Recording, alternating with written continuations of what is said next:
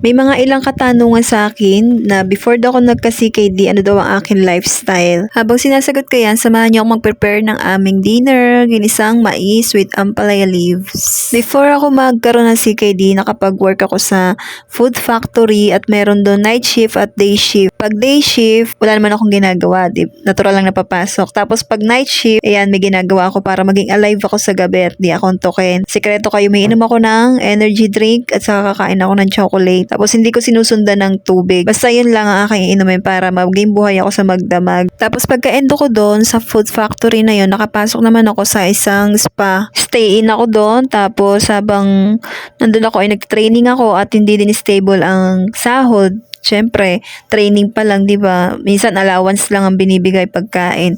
Tapos ang sagot lang nila ay lunch time na pagkain. Tapos yung the rest na gastos ay sa amin na yung breakfast, dinner, merienda, tapos yung mga essential na gamits, mga hygiene, ganyan.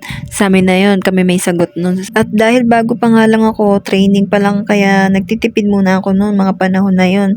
Minsan di ako kumakain ng almusal, nitay ko na lang mag-lunch para hindi na ako bibili. Tapos pagdating naman sa merienda, minsan di ako nagme-merienda, pero minsan nagme-merienda ako. Ang binibili ko naman yung mga mumurahin lang din, mga street food, tapos mga chichirya, kaya tinapay, ganun. Tapos mahina lang talaga ako sa tubig, uminom talaga. Tapos pagdating naman ng dinner, ang kakainin naman namin ay mga, mga inihaw sa labas, mga inihaw. Bibili lang kami ng mga tenga, o kaya mga hotdog, ganun, mga frozen. Pero ng mga panahon na yun, di naman talaga ako mahilig sa soft drinks. Mag-soft drinks man ako minsan lang pag nalilibre, ganun.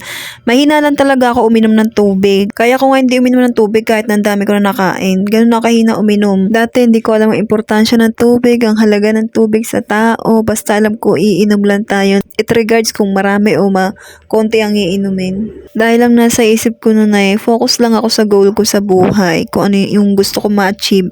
Di ko alam, napapabayaan ko na pala yung katawan ko, yung sarili ko. One magic lang guys. Tararan! Luto na! Kain na tayo!